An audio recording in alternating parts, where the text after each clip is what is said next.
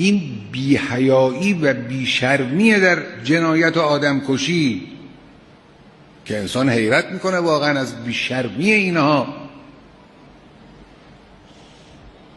برای کشتن مردم غیر نظامی توجیه و استدلال و منطق ارائه میدن، اینقدر بی‌شرمن.